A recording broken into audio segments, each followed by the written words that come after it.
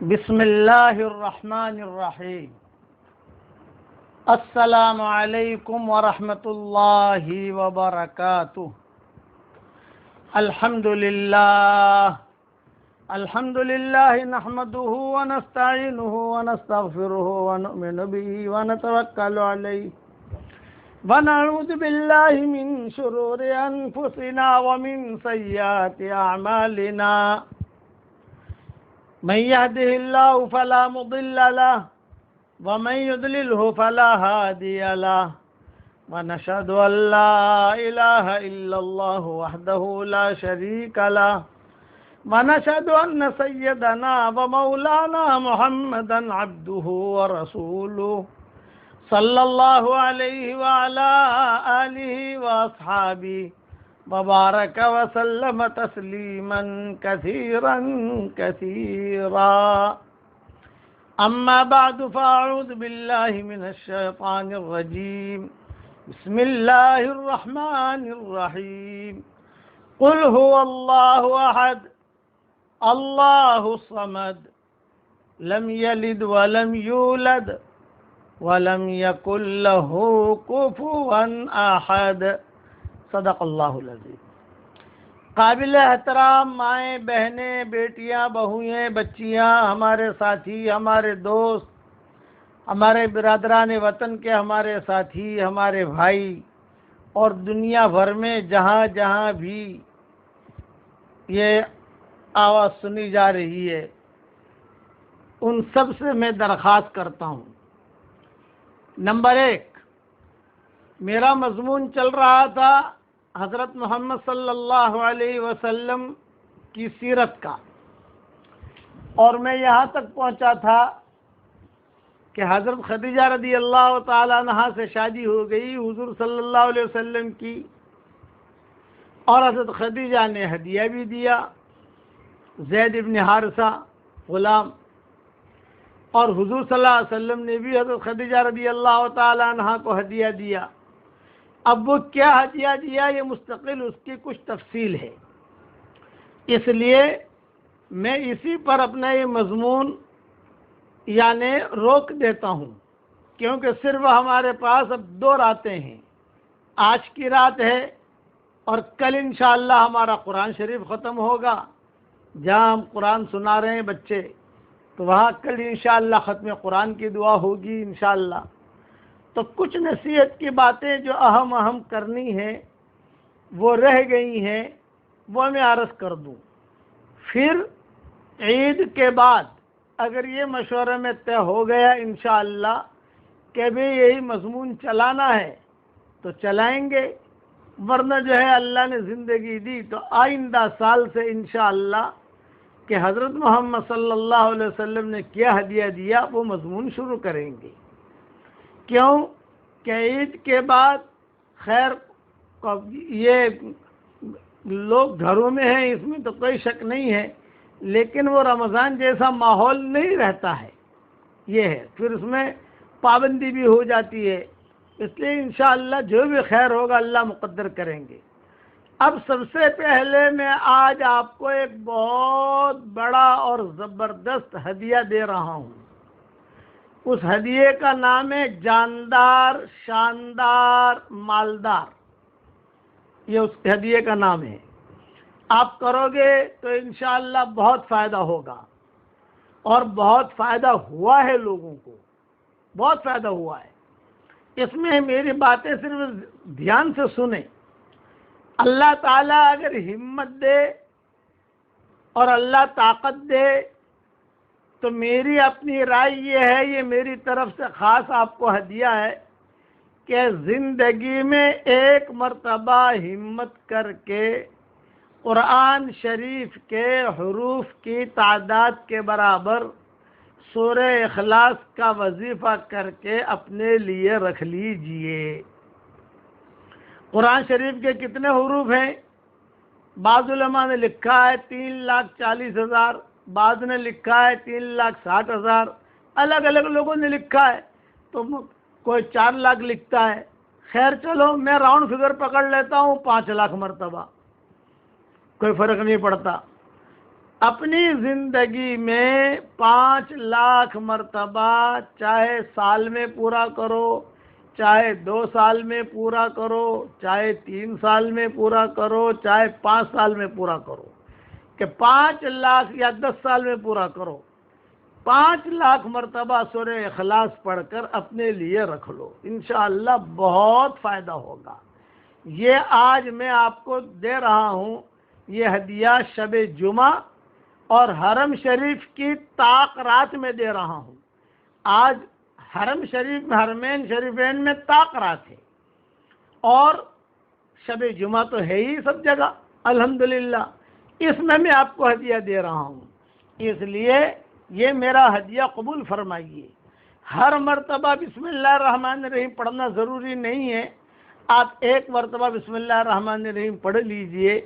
جب کھانا ہم شروع کرتے ہیں تو ہر لقمے پر بسم اللہ الرحمن الرحیم نہیں پڑھتے، پہلی مرتبہ بسم اللہ الرحمن الرحیم پڑھتے ہیں، اور اگر ہر لقمے پر بسم اللہ الرحمن الرحیم پڑھیں گے تو کھائیں گے کیا؟ اس لیے آپ جب بھی شروع کریں بھئی اپنا مزاج بنا لو کہ بھی فرض نماز کے بعد 10 مرتبہ پڑھنا ہے، تو یہ تو صحیح حدیثوں میں آتا ہے کہ ہر فرض نماز کے بعد، سنتوں کے بعد اگر کوئی 10 مرتبہ سورہ اخلاص پڑھنے کی عادت ڈال دے تو حشر کے میدان میں اسے کہہ دیا جائے گا کہ جنت کے 8 دروازے ہیں، جون سے دروازے چاہے تو داخل ہو جا، اور جنت میں بہت لڑکیاں ہیں، جون سے لڑکی سے چاہے شادی کر لے۔ اس کے سارے حوالے میں نے میری کتاب بکھرے موتی مومن کا ہتھیار وغیرہ میں لکھ دیے ہیں۔ تو یہ تو صحیح حدیثیں ہیں، اس میں تو کوئی شک ہے ہی نہیں۔ اور اگر جب 5 نمازوں کے بعد پڑھیں گے تو سیدھا یہ 50 مرتبہ تو ہو گیا۔ ہمت کر کے 10 کے بجائے 20 پڑھ لو تو 100 مرتبہ ہو گیا۔ یعنی کچھ بھی اپنا نظام بناؤ، میرا کہنے کا مطلب یہ، میں اس بڑھاپے میں بھی روزانہ تقریباً 1500-2000 مرتبہ سورہ اخلاص پڑھ لیتا ہوں۔ حالانکہ جو میرا بڑھاپا ہے، جو میری کمزوری ہے، جو بھی ہے، روزانہ میں ٹہلتا رہتا ہوں اور پڑھتا رہتا ہوں۔ اس کے فائدے بہت ہیں۔ اصل میں یہ ہے کہ سورہ اخلاص اللہ تعالیٰ کو بھی بہت پسند۔ سورہ اخلاص کا مطلب قل هو اللہ احد اللہ الصمد لم یلد ولم یولد ولم یکن له کفوا احد، یہ سورت، اور بہت آسان ہے، کوئی مشکل نہیں ہے۔ اور آج کل تو لاک ڈاؤن لگا ہوا ہے اور گھر میں ہی ہو تو ماشاءاللہ کافی نکل جائے گا، کافی پڑھ لو گے آپ انشاءاللہ۔ اب روزانہ کا 500 مرتبہ کا معمول بنا لو، 1000 مرتبہ کا معمول بنا لو، جو بھی بناؤ، کوٹا وہ پورا کرو انشاءاللہ۔ یہ تو ٹاپ ہے، یہ اسے ٹاپ کہتے ہیں۔ اور پھر مرنے کے بعد اس کی جو نیکیاں ملیں گی وہ بہت ملے گی۔ 3 مرتبہ سورہ اخلاص پڑھنے پر ایک قرآن پڑھنے کے برابر ثواب مل جاتا ہے، اور 10 مرتبہ سورہ اخلاص پڑھنے پر جنت میں فوراً ایک محل اور ایک بنگلہ تیار ہو جاتا ہے۔ میرے والد صاحب رحمۃ اللہ علیہ کبھی کبھار ہمارے ساتھ مذاق نہیں کرتے تھے، مذاق یعنی مزہ یہ طبیعت کی کھانے پر بیٹھتے تو کہتے کہ بیٹا 10 مرتبہ سورہ اخلاص پڑھو تو جنت میں ایک محل اور ایک بنگلہ تیار ہو جاتا ہے، 100 مرتبہ پڑھو تو 10 بنگلے تیار ہو گئے ماشاءاللہ۔ سیدھا حساب ہے، صحیح حدیث ہے، اس کا تو کوئی انکار کر ہی نہیں سکتا۔ حضرت عمر رضی اللہ تعالیٰ عنہ سے حضور صلی اللہ علیہ وسلم نے جب فرمایا کہ عمر سورہ اخلاص اگر 10 مرتبہ پڑھو گے تو جنت میں ایک محل اور ایک بنگلہ تیار ہو جائے گا، تو حضرت عمر نے کہا اچھا 10 مرتبہ پڑھنے پر ایک محل ملے گا جنت میں؟ آپ نے فرمایا ہاں۔ تو حضرت عمر نے کہا بہت محل بناؤں گا۔ آپ نے فرمایا بنا، اللہ کو دینا ہے۔ تو ہمارے والد صاحب رحمۃ اللہ علیہ کبھی کبھی مذاق میں کیا کہتے تھے، اور اللہ تعالیٰ اس کو حقیقت بھی بدل سکتا ہے، ارے بیٹا کم سے کم روزانہ 100 مرتبہ سورہ اخلاص پڑھنے کی عادت ڈال دے تو روزانہ 10 محل تو انشاءاللہ تیار ہو ہی جائیں گے جنت میں۔ اور جو اللہ جنت میں محل دینے پر قادر ہے وہ بمبئی میں بھی دینے پر قادر ہے، کچھ نہ کچھ 10-15 محل اللہ یہاں بھی اتار دے گا۔ مکہ میں اتار دے گا، مدینہ میں اتار دے گا، وہاں اتار دے گا۔ جنت کا تو ہے ہی پکا، اس میں تو کوئی شک ہے ہی نہیں، لیکن اللہ جنت میں دینے پر قادر ہے، وہ دنیا میں بھی دینے پر قادر ہے۔ جو اللہ مشرق سے سورج نکالنے پر قادر ہے، وہ شمال سے بھی نکالنے پر قادر ہے، جنوب سے بھی نکالنے پر قادر ہے۔ تو یہ میری طرف سے ہدیہ ہے، اسے پکڑ لو آپ۔ اور صحیح حدیث میں ایک صحابی نے آ کر حضور صلی اللہ علیہ وسلم سے فرمایا کہ حضرت مجھے سورہ اخلاص سے بہت محبت ہے۔ تو آپ نے فرمایا تجھے سورہ اخلاص سے محبت ہے؟ فرمایا ہاں، جا، اللہ کو بھی تجھ سے محبت ہے۔ سلف صالحین کا معمول تھا، اپنے گھروں میں تختیاں لگا دیتے تھے اور کہتے تھے سورہ اخلاص سے دوستی کر لو، بہت فائدے کی چیز ہے۔ اور فقہاء اور علماء میں نے اس کا نام ہی رکھا ہے جاندار شاندار مالدار وظیفہ، جاندار شاندار مالدار ہدیہ۔ یہ میری طرف سے 5 لاکھ مرتبہ کی نیت کرو، پڑھنا شروع کرو، پڑھنا شروع کرو، پڑھنا شروع کرو۔ دور ہے منزل مقصود، مگر ہے تو صحیح، راہ کٹ جائے گی تو عزم سفر پیدا کرو۔ کسی جگہ سفر میں گیا تھا میں، تو میں نے وہاں پر یہ بات بتائی تو انہوں نے کہا مولوی صاحب شروع کریں۔ میں نے کہا بھائی تم شروع تو کرو اور اللہ تعالیٰ منزل تک پہنچا دے گا انشاءاللہ۔ پھر میں نے بھی ان کی تھوڑی مذاق کی، میں نے کہا جب تک پورا نہیں ہوگا مرو گے نہیں انشاءاللہ، جاؤ پڑھو۔ ارے مولانا کل سے ہی شروع کرتا ہوں، 5 لاکھ مرتبہ نہیں 10 لاکھ مرتبہ پڑھوں گا۔ میں نے کہا جا پڑھ، شروع کر۔ اللہ تعالیٰ عمل کرنے کی توفیق عطا فرمائے۔ اس پر ایک قصہ سناتا ہوں۔ نواب مسجد میں ہمارے بیانات ہوتے تھے، آپ کو بھی معلوم ہے کہ تقریباً 17-18 سال تک میں نے بیان کیا وہاں۔ تو عشاء کی نماز کے تراویح کے بعد، بیان کے بعد میں وہاں سے نکلا کار میں بیٹھنے کے لیے، تو ایک لڑکی کھڑی تھی اور اس پردے کے ساتھ، اس نے کہا ابو جی ابو جی ابو جی ابو جی۔ میں نے کار چلانے والے سے کہا کہ بھی روکو، یہ بچی کچھ کہنا چاہ رہی ہے۔ یہ کہا ابو جی میری عمر 28 سال کی ہو گئی اور جو ہے میرا نکاح نہیں ہو رہا ہے، لوگ آ کے دیکھ جاتے ہیں اور پھر جو ہے کوئی آتا نہیں ہے، میں بڑی پریشان ہوں۔ تو میں نے اس سے کہا کہ بیٹا میں کوئی وظیفہ بتاؤں تو کرے گی؟ یہ کہا ضرور کروں گی ابو جی۔ یہ کہا، میں نے کہا روزانہ 100 مرتبہ سورہ اخلاص پڑھ اور اپنا رزق اللہ سے مانگ، مایوس مت ہو، روزانہ 100 مرتبہ سورہ اخلاص پڑھنے کی عادت ڈال دے۔ اسی نے پوچھا ہر مرتبہ بسم اللہ پڑھوں؟ میں نے کہا بیٹا ہر مرتبہ ضروری نہیں ہے، ایک مرتبہ پڑھ لو، اور ایک ساتھ ایک مجلس میں نہیں پڑھ سکتے، کوئی رش کی بات نہیں۔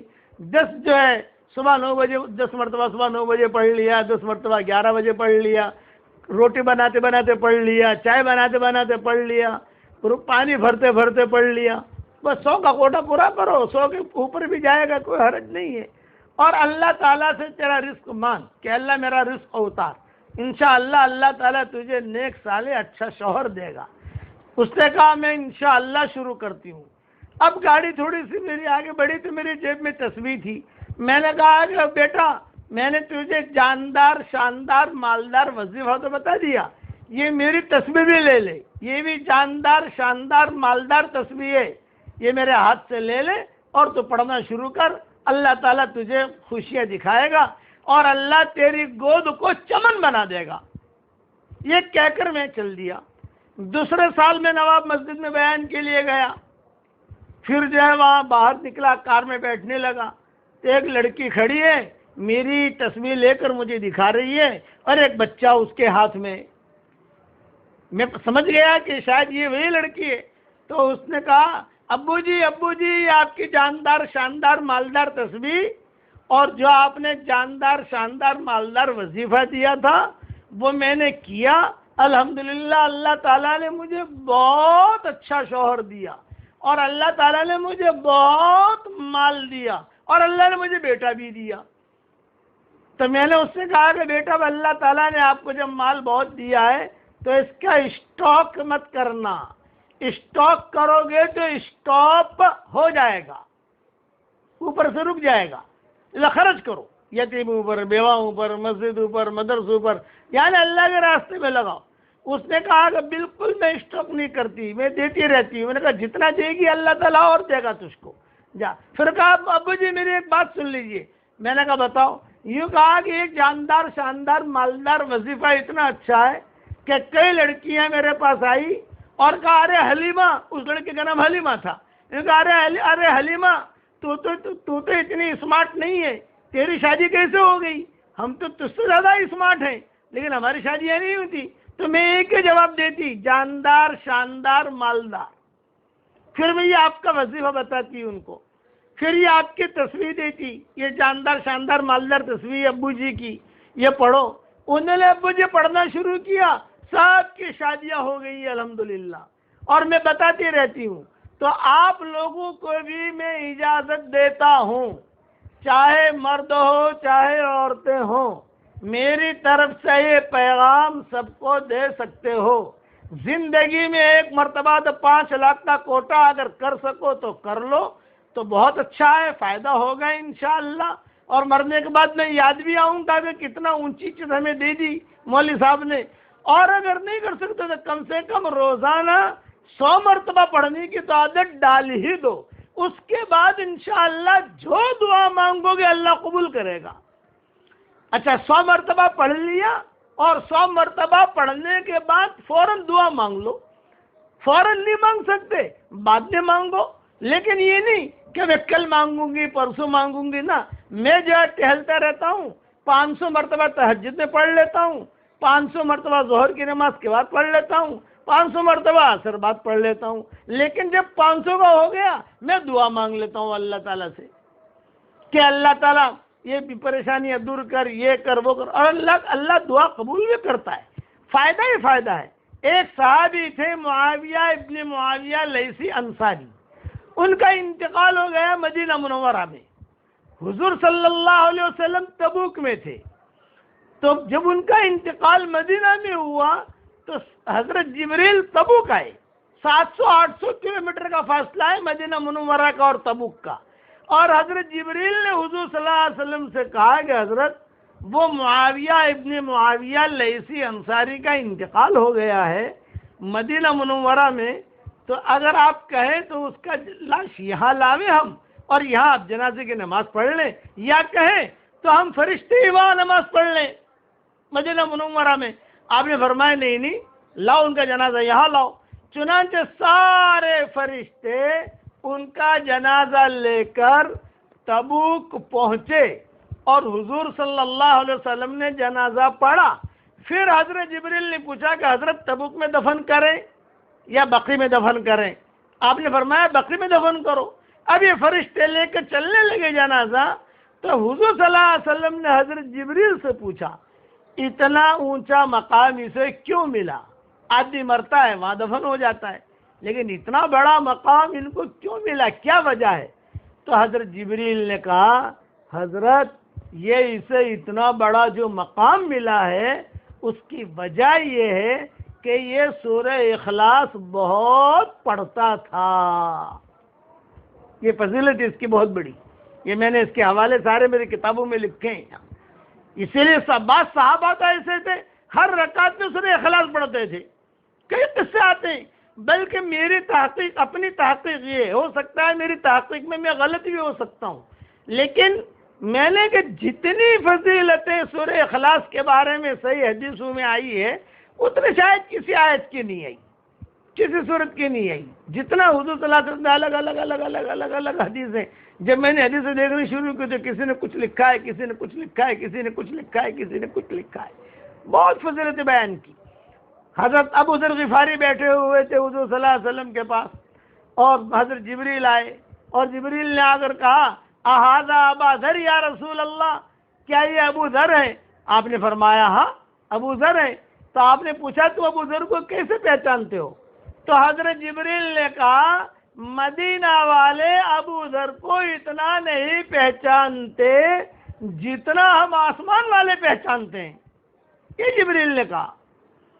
آپ نے پوچھا کیوں؟ یہ فرمایا اس میں 2 عادتیں ہیں، ایک تو یہ کہ یہ سورہ اخلاص بہت پڑھتا ہے، اور دوسرا یہ کہ اس کے اخلاق اچھے ہیں. یہ سورہ اخلاص کی وجہ سے آسمانوں میں دھمال ہے اس کی. اس لیے آج کل فراغت بھی ہے، اور اب کم سے کم 100 مرتبہ کا تو معمول بنا لو. اور آسان کیا ہے، ہر فرض نماز کے بعد، سنتوں کے بعد آپ جو ہے 20 مرتبہ پڑھ لو تو 5 نمازوں کے بعد 100 مرتبہ ہو گیا. بہت فائدہ ہوگا. اس کے اندر اور بھی کئی باتیں ہیں سورہ اخلاص کے بارے میں، اور کئی قصے ہیں علماء کے. اب امام ابن تیمیہ رحمۃ اللہ علیہ کہتے تھے مجھے جو کچھ بھی ملا ہے سورہ فاتحہ اور سورہ اخلاص سے ملا ہے، میں اس کی پابندی کرتا تھا. یہ علامہ ابن تیمیہ لکھتے ہیں اپنی کتابوں میں کہ مجھے جو کچھ بھی ملا ہے، میں جو کچھ بنا ہوں. بہت بڑے عالم گزرے ہیں علامہ ابن تیمیہ رحمۃ اللہ علیہ، اور بہت بڑے بڑے ان کے فتاویٰ ہیں.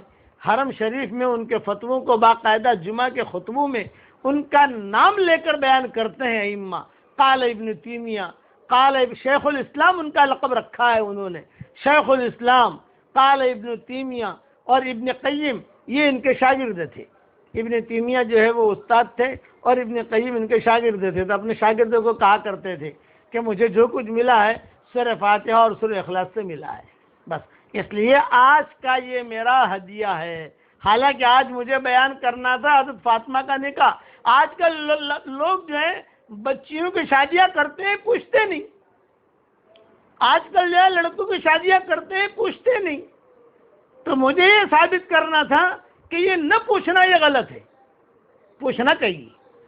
حضور صلی اللہ علیہ وسلم نے حضرت فاطمہ کے بارے میں جو ان کی منگنی کی، تو سب سے پہلے تو روایتوں میں آتا ہے کہ حضرت ابوبکر نے اپنا مانگا ڈالا. صدیق اکبر آئے، پتہ چلا کہ فاطمہ جوان ہو گئی ہے، تو صدیق اکبر نے آ کر کہا کہ حضرت اگر آپ مناسب سمجھیں تو مجھے دے دے فاطمہ. حضور صلی اللہ علیہ وسلم خاموش رہے. پھر کچھ دنوں کے بعد حضرت عمر آئے، حضرت اگر مناسب سمجھے تو فاطمہ مجھے دے دے. حضور صلی اللہ علیہ وسلم خاموش رہے. اب عبد الرحمن سب لوگوں کو معلوم تھا کہ فاطمہ کے بارے میں لوگ بات کر رہے ہیں. اب آئے عبد الرحمن ابن عوف. تو عبد الرحمن ابن عوف جو ہے بہت سمجھدار آدمی تھے. انہوں نے باہر نکل کر حضرت علی کو بلایا، علی علی علی، یہ بولا علی یہاں. حضرت علی آئے، یوں کہا دیکھ ابوبکر نے مانگا رکھا، ارادہ کیا فاطمہ کے ساتھ شادی کا، حضور خاموش رہے، جواب نہیں دیا. عمر نے بھی رکھا، خاموش رہے، جواب نہیں دیا. میں کہتا ہوں تو چلا جا، کام بن جائے گا تیرا. تو چلا جا، کام بن جائے گا. حضرت علی نے کہا مجھے شرم آتی ہے. کہا کائی کی شرم؟ کوئی گناہ کا کام تھوڑی ہے بھائی. یہ تو بس ٹھیک ہے مانگا رکھو. یہ تو ہمارے ہندوستان پاکستان میں شرمیں زیادہ ہیں، باقی بڑے بڑے گناہ کریں گے اس میں شرم نہیں ہوتی، اور جو سیدھی سیدھی باتیں اس میں شرم آتی ہے. باقی بڑے بڑے گناہ کریں گے وہ جائز ہو جاتا ہے ان کے لیے. تو سیدھا جو ہے کتابوں میں لکھا ہے. حضرت علی آ گئے. حضور صلی اللہ علیہ وسلم نے پوچھا علی کیوں آئے ہو؟ اب حضرت علی خاموش. تو حضور نے خود نے کہا تمہاری آنکھوں سے، تمہارے چہرے سے ایسا لگ رہا ہے فاطمہ کے لیے آئے ہو. تو حضرت علی نے کہا کہ ہاں میرا ارادہ ہے کہ فاطمہ کے ساتھ نکاح کروں، یہ میرا ارادہ ہے. تو پھر آپ نے کیا کہا؟ جواب سنو. آپ نے کہا انشاءاللہ، بس اتنا جملہ کہا انشاءاللہ، اور زور سے کہا انشاءاللہ. ماؤں نے بھی سن لیا اور جو صحابہ باہر دور کھڑے تھے انہوں نے بھی سن لیا. تو مائیں آپس میں کہنے لگی لو بھائی بات پکی ہو گئی فاطمہ کی. یہ ماؤں نے کہا کہ ماں بات پکی ہو گئی فاطمہ کی، حضور نے انشاءاللہ کہا ہے. اور حضرت علی ٹینشن میں آ گئے. باہر گئے تو اب عبد الرحمن بن عوف نے کہا کان میں کیا ہوا کیا ہوا؟ تو حضرت علی نے کہا کہ مجھے پھنسا دیا تم نے. میں نے جا کر کہا تو حضور نے تو خالی انشاءاللہ کہا ہے، یہ تو نہیں کہا ہاں، بس انشاءاللہ کہا. تو حضرت عبد الرحمن بن عوف نے دھپ ماری اور یوں کہا کہ علی نبی جب انشاءاللہ کہتا ہے تو وعدہ ہی ہوتا ہے وہ. اب حضور نے انشاءاللہ کیوں کہا یہ سنو، مضمون تو لمبا ہے لیکن میں سمجھا دوں مختصر آپ کو۔ سیدھے حضور صلی اللہ علیہ وسلم حضرت فاطمہ کے پاس گئے اور کہا بیٹا تیرے بارے میں ایسی ایسی باتیں آئی تھی، علی بھی بات لائے تھے، تو تمہارے حالانکہ آسمانوں سے خبر آ گئی ہے، یہ بھی ہے روایتوں میں، جبریل نے کہا کہ بھی علی کے ساتھ کر دو، یہ ساری روایتیں ملتی ہیں، لیکن حضور حضرت فاطمہ کے پاس گئے اور حضرت فاطمہ کے پاس جا کر کہا بیٹا تیرے بارے میں بات آئی ہے، اب بتاؤ تمہاری کیا رائے ہے۔ پوچھا، یہ نہیں کہ جس کے ہاتھ میں بھی ہاتھ دے دو بیٹی کا، یہ نہیں۔ ایک بہت خوبصورت بیچاری لڑکی آئی نے کہا مولوی صاحب میں جو ہے ڈاکٹر نہیں ہوں، بڑا اتنا اللہ نے مجھے اتنا مال دیا ہے، یہ میرے پاس یعنی ڈگری ہے یہ، اور میرے ماں باپ نے میرا ہاتھ شرابی کے ہاتھ میں پکڑا دیا، تو مجھے ڈاکٹر نہیں کیوں بنایا تھا تم نے؟ مجھے پوچھا بھی نہیں۔ کرنی پڑے گی شادی، نہیں کرے گی تو ناک کٹے گی، گھر میں بیٹھی رہے۔ 50 سال کی لڑکیاں ہو جاتی ہیں، وہ جو ہے شادیاں نہیں ہوتی، یہ نخروں کی وجہ سے۔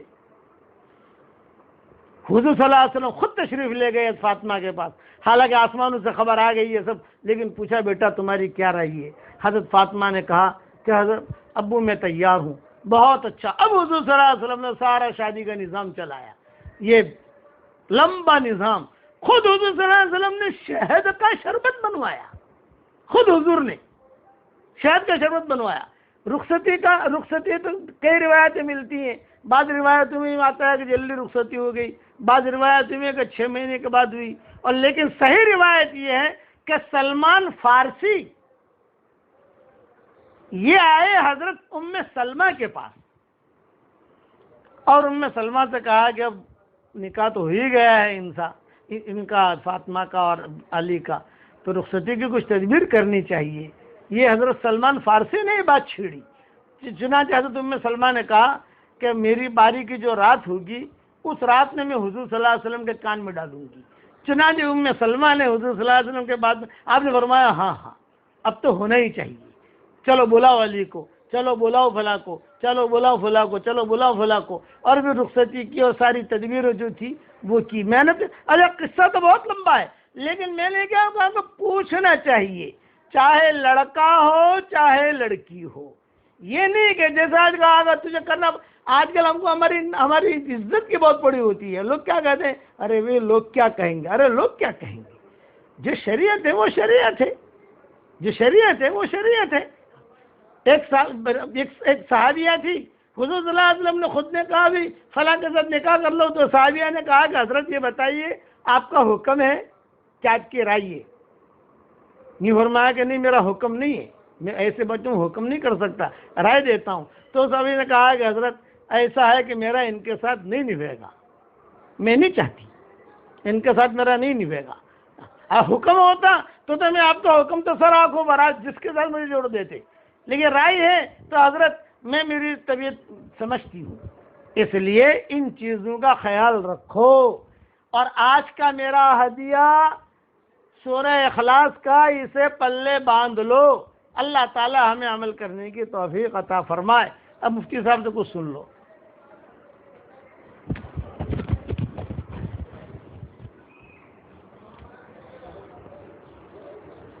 آج جو ہے وہ شب جمعہ ہے اور کل جمعہ کا دن ہے، اور یہ جمعہ جو ہے یہ اس رمضان کا آخری جمعہ ہے۔ عوام کے اندر اس کا نام مشہور ہے جمعۃ الوداع کے نام سے، کہ یہ وداعی جمعہ ہے۔ تو جیسے ہر عمل کے اندر ہوتا ہے کہ اخیر انسان کی زندگی کے اخیر کا اعتبار ہوتا ہے، انما الاعمال بالنیات، نیتوں کا بھی اعتبار ہوتا ہے، اور العبرۃ بالخواتیم، خواتین کا اعتبار ہوتا ہے۔ خواتین کے اعتبار کا مطلب یہ ہے کہ خاتمہ کیسا ہے، اس کے اعتبار سے اللہ تعالیٰ کے یہاں پہ فیصلے ہوتے ہیں۔ ایک انسان نے پوری زندگی غلط گزاری، اخیر کے اندر وہ سدھر گیا، اللہ تبارک و تعالیٰ کے یہاں کامیاب ہو گیا۔ کسی نے پوری زندگی اچھی گزاری، اخیر میں بگڑ گیا، نعوذ باللہ مرتد ہو گیا، اسی حال میں چلا گیا، تو ہمیشہ کے لیے بربادی ہے۔ تو خاتموں کا اعتبار ہوتا ہے۔ اس لیے ہمیں اخیر کے دن جو ہے وہ اچھے طریقے سے گزارنے چاہیے کہ بہت سی مرتبہ شروع کی غفلت اور پھر اخیر میں کچھ اچھے کام کی وجہ سے اللہ تعالیٰ پورے رمضان کو اور پورے اعمال کو قبول کر لیتا ہے۔ تو یہ جمعہ جو ہے یہ رمضان کا آخری جمعہ ہے۔ اس اعتبار سے تو واقعی اہم ہے کہ یہ رمضان کا آخری جمعہ ہے، رمضان چل چلاؤ پر ہے، لیکن عوام کے درمیان اس آخری جمعہ کے سلسلے میں کچھ غلط باتیں مشہور ہے، اسے بھی سمجھنا ضروری ہے۔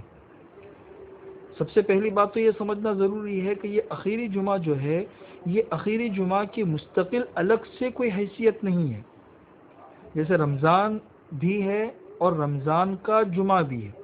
بھئی مہینوں میں سب سے افضل مہینہ رمضان کا ہے، دنوں میں سب سے افضل جو دن ہے وہ جمعہ کا دن ہے، یہ دونوں حیثیتیں تو ہے، لیکن اس کے ساتھ میں کوئی تیسری مستقل حیثیت نہیں ہے کہ اس کی وجہ سے آخری جمعہ کی کوئی خاص فضیلت ہو، ایسا نہیں ہے۔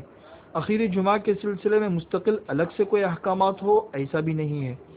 جیسے رمضان کے مہینے میں آنے والے جمعہ کی جو حیثیت ہے، جو فضیلت ہے، وہی فضیلت اس آخری جمعہ کی ہے۔ اس لیے عوام کے درمیان اس کے بارے میں ایک بات تو یہ مشہور ہے کہ آخری جمعہ میں روزوں کا خاص اہتمام کرتے ہیں۔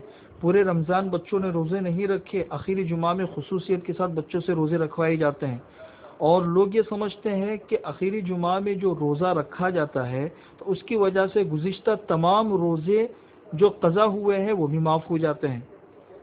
اسی طریقے سے حالانکہ اس کی کوئی حیثیت حدیث کے اندر ثابت نہیں ہے۔ اسی طریقے سے لوگوں کے درمیان ایک یہ بات بھی مشہور ہے کہ آخری جمعہ میں 4 رکعت نماز مخصوص طریقے سے پڑھو، پہلی رکعت میں یہ پڑھو، دوسری رکعت میں یہ پڑھو، تیسری رکعت میں یہ پڑھو، چوتھی رکعت میں یہ پڑھو، تو گزشتہ جتنی بھی نمازیں قضا ہوئی ہے وہ ساری کی ساری معاف ہو جاتی ہے، آئندہ پڑھنے کی کوئی ضرورت نہیں ہے۔ حالانکہ اس کی بھی کوئی اصل نہیں ہے۔ اگر ہم غور کریں تو غور کرنے سے ہی ہمیں یہ بات سمجھ میں آتی ہے کہ مشہور حدیث ہے، ہم میں سے ہر ایک کو پتہ ہے کہ کسی نے جان بوجھ کر رمضان کا روزہ چھوڑا تو زندگی بھر نفل روزے رکھتا رہے گا، پھر بھی اس فرض روزے کے ثواب تک نہیں پہنچ سکتا ہے۔ تو اس حدیث سے سمجھ میں آتا ہے کہ زندگی بھر کے نفل روزے ایک فرض کے برابر نہیں ہو سکتے، تو 4 رکعت نفل یہ پوری زندگی کے فرض کے برابر کیسے ہو سکتی ہے؟ ایک سوچنے کی بات ہے۔ حدیث تو اس سلسلے میں ہے بھی نہیں، لیکن اگر ہم غور کریں تو ہمیں یہ بات سمجھ میں آتی ہے۔ اسی طرح تیسری بات لوگوں کے درمیان ایک یہ بھی مشہور ہے کہ آخری جو جمعہ ہوتا ہے اس میں وداعی خطبہ دیتے ہیں، وداعی خطبہ، اور اس کے لیے سوشل میڈیا کے اوپر ایک حدیث بھی چلاتے ہیں حضرت جابر رضی اللہ تعالیٰ عنہ کی، کہ حضرت جابر رضی اللہ تعالیٰ عنہ ارشاد فرماتے ہیں کہ میں حضور کے پاس گیا تو حضور اکرم صلی اللہ علیہ وسلم نے کہا کہ آؤ جابر، یہ رمضان کا آخری جمعہ ہے، ہم اس کو وداع کرتے ہیں، اور وداع کرنے کے اندر پھر حضور اکرم صلی اللہ علیہ وسلم کے الفاظ نقل کرتے ہیں کہ حضور اکرم صلی اللہ علیہ وسلم نے یہ ارشاد فرمایا کہ اس طریقے سے دعا کرو تو پھر اس کی یہ فضیلت ہے۔ یہ جو روایت ہے یہ بالکل ہی من گھڑت ہے، اس کی کوئی اصل نہیں ہے، ضعیف بھی نہیں بلکہ موضوع ہے، اس روایت کا کوئی اعتبار نہیں۔ یہ جو قضا نمازوں کے بارے میں آیا تو اسی سے متعلق ایک مسئلہ اور بھی سمجھا دوں کہ بہت سے لوگ یہ سمجھتے ہیں کہ رمضان المبارک کے مہینے کے اندر ایک فرض کا ثواب 70 گنا ہو جاتا ہے۔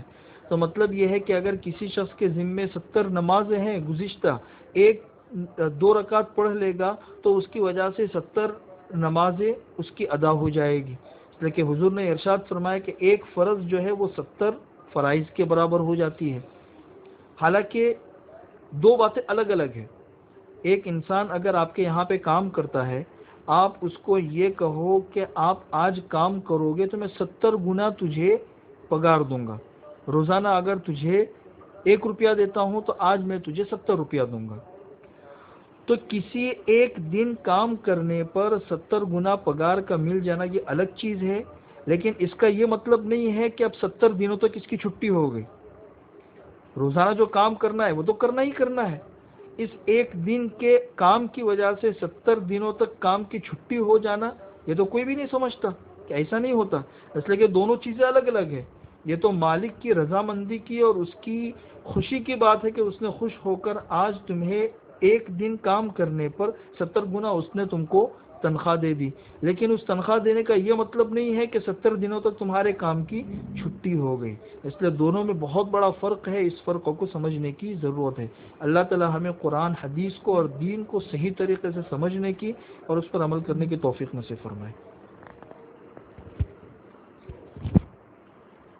دوسری اہم بات یہ کہ یہ عید کی نماز گھر میں کیسے پڑھنا، اس کا میں نے مستقل ویڈیو بنا دیا ہے میرا، وہ صبح انشاءاللہ بھیجوں گا. روز ہر سال تو یہ ہوتا تھا امام سب پڑھا دیتے تھے، سارا مجمع پڑھ لیتا تھا. اب ہر آدمی امام بن گیا گھر کا، اب اسے پتہ ہی نہیں ہے کہ کیسے پڑھنا. تو میں نے جو ہے اس کا ویڈیو بنا دیا آسان کر کے، تاکہ آپ کو سمجھ پڑے کہ کتنے مرتبہ تکبیریں کہنی ہے، کیا کہنا ہے، سب کچھ حنفی مسلک کے اعتبار سے. اور خطبہ تو عید کا میں پہلے ہی واٹس ایپ کر چکا ہوں. اب دعا کر لو. کل ہمارے یہاں ختم قرآن کی دعا ہوگی انشاءاللہ. اللہم صلی علی محمد وعلی آل محمد کما صلیت علی ابراہیم وعلی آل ابراہیم انک حمید مجید. اللہم صلی علی سیدنا محمد بن عبد اللہ القائم بحق اللہ ما ضاق امر الا فرجہ اللہ. اللہم یا رب صل وسلم دائما ابدا على حبيبك خير الخلق كلهم. لا إله إلا الله العظيم الحليم، لا إله إلا الله رب العرش العظيم، لا إله إلا الله رب السماوات ورب الأرض ورب العرش الكريم. اللهم لك الحمد كله ولك المن كله، لك الشكر كله ولك الملك كله ولك الخلق كله ولك الفضل كله وإليك يرجع الأمر كله وإليك يصعد الكلم الطيب كله. اللهم لك الحمد بالإسلام، لك الحمد بالإيمان، لك الحمد بالقرآن. اللهم أعتق رقابنا من النار، اللهم أعتق رقابنا من النار، اللهم أعتق رقابنا من النار يا عزيز يا غفار. اللهم إنا نسألك الفوز في يوم القضاء ونزل الشهداء وعيش السعداء والنصر على الأعداء ومرافقة الأنبياء يا ذا المن والعطاء.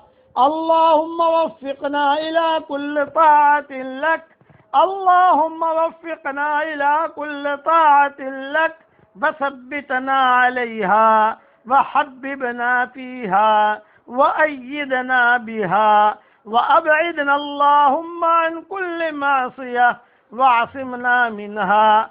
اللهم اهدنا لأحسن الأخلاق لا يهدي لأحسنها إلا أنت، وأعنا على دوام ذكرك وشكرك وحسن عبادتك، وحببنا إلى جميع خلقك ولا تحرمنا من مدد قدسك ولا سر حضرة أنسك ولا سر حضرة أنسك، واغمرنا بأنوار الملأ الأعلى وخصائص الغيب الأسنى والأسماء الحسنى والمجد الأبهى.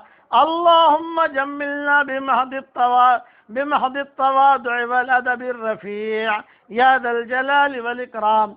اللهم إنا نشهدك ونشهد حملة عرشك وملائكتك وجميع خلقك أنك أنت الله لا إله إلا أنت وحدك لا شريك لك، وأن محمدا عبدك ورسولك يا ذا الجلال والإكرام. يا الله يا رحمن يا رحيم يا وهاب يا واسع يا كريم يا ذا الجلال والإكرام. يا بديع العجائب بالخير يا بديع يا قوي يا متين يا حنان يا منان. اللهم أعنا على ديننا بالدنيا وآخرتنا بالتقوى وجملنا العافية يا أكرم الأكرمين.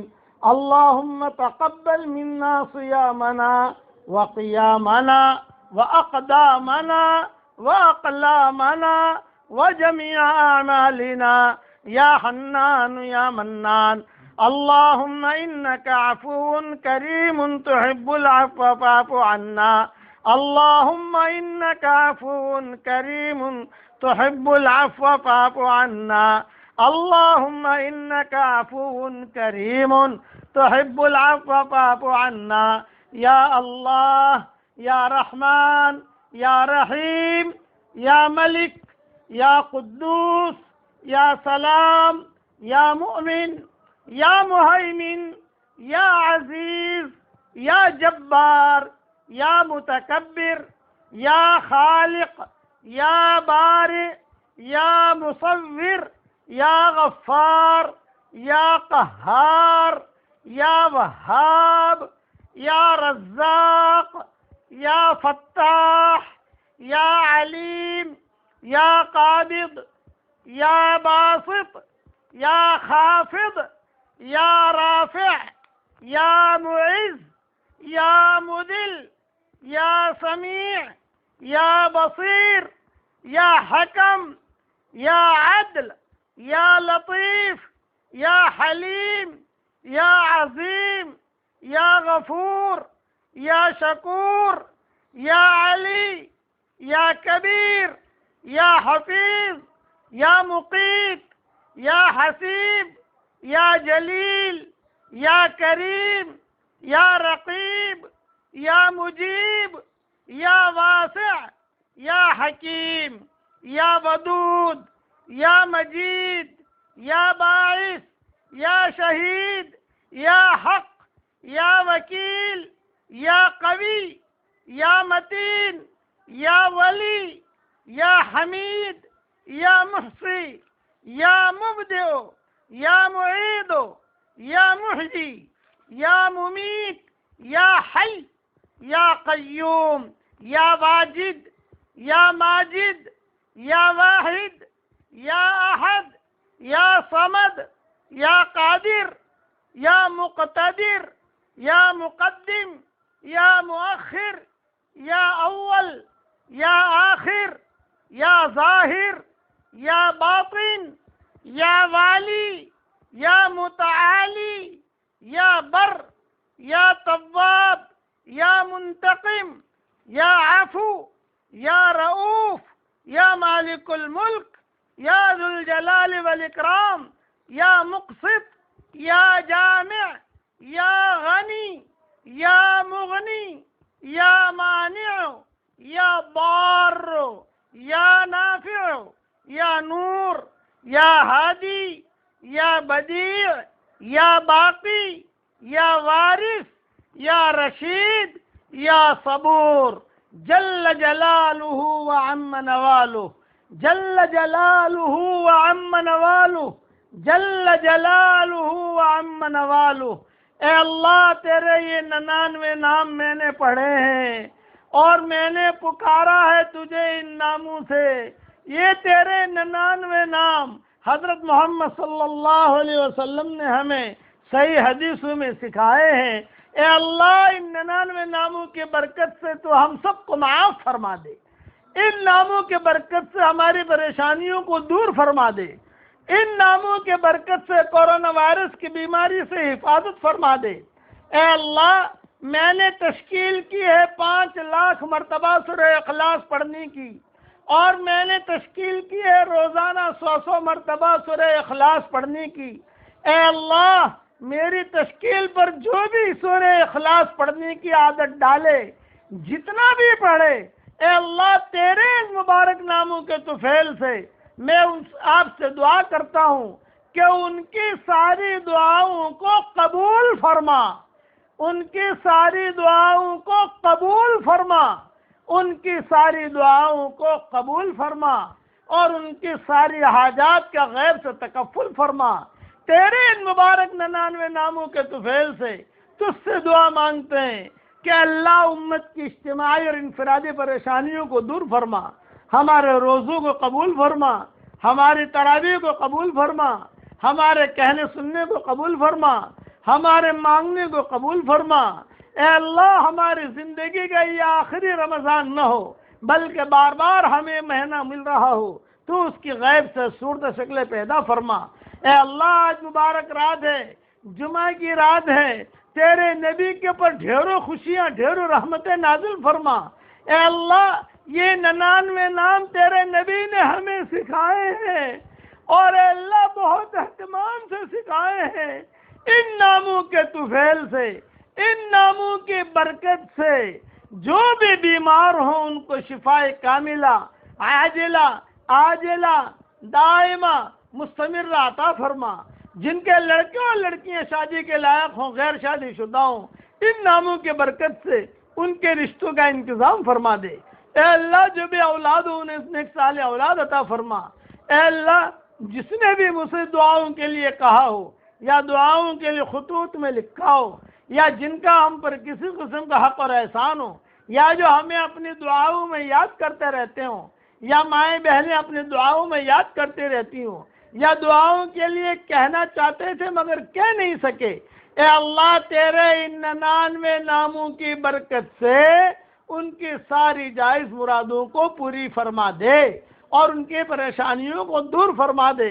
یہ تیرے 99 ناموں کی برکت سے یہ مہمان خوشی خوشی ہم سے رخصت ہو رہا ہو تو اس کی غیب سے صورت شکلیں پیدا فرما۔ ہم نے کتابوں میں پڑھا ہے کہ چلتے چلتے تیری رحمت کو جوش آتا ہے اور ان راتوں میں تو پورے رمضان میں تیری رحمت کو تو نہیں اتارتا، اتنے آخری راتوں میں اتار لیتا ہے۔ اے اللہ رحمت کی چادر میں تو ہم سب کو ڈھانپ لے، تیری رحمت کی چادر پھیلا دے، تیری رحمت کی چادر میں تو ہم سب کو ڈھانپ لے۔ حضرت محمد صلی اللہ علیہ وسلم نے جتنے خیر کے لائن کی دعائیں مانگی ہیں، اے اللہ وہ ساری کی ساری ہمارے لیے مقدر فرما، اور جن شرور سے پناہ چاہی ہو ان شرور سے عافیت سے تو ہماری حفاظت فرما۔ جو بھی دعا میں آمین کہہ رہے ہیں یا آمین کہہ رہی ہیں یا جب بھی آمین کہیں، ان کے دلوں کے وسوسوں کو آپ جانتے ہیں، ان کی آنکھوں کے اشاروں کو بھی آپ جانتے ہیں، دلوں کی دھڑکنوں کو بھی آپ سنتے ہیں۔ اے اللہ ان کی جو جائز مرادیں ہوں ان ناموں کی برکت سے عافیت سے ان کے جائز مرادوں کو پوری فرما کر اس میں خیر کی شکل اور صورتیں پیدا فرما۔ آخر میں اللہ اتنا کہیں گے تو ہم سب کو نماز پڑھنے کی توفیق عطا فرما، قرآن پڑھنے کی توفیق عطا فرما۔ اے اللہ تیرا دین کا کام کرنے کی توفیق عطا فرما، سورہ اخلاص پڑھنے کی بھی توفیق عطا فرما، تجھے یاد کرنے کی توفیق عطا فرما، تیرے احکامات پورا کرنے کی توفیق عطا فرما، اور اپنے فضل و کرم سے ہماری ساری دعاؤں کو قبول فرما۔ سبحان ربک رب العزت عما یصفون وسلام علی المرسلین والحمد للہ رب العالمین۔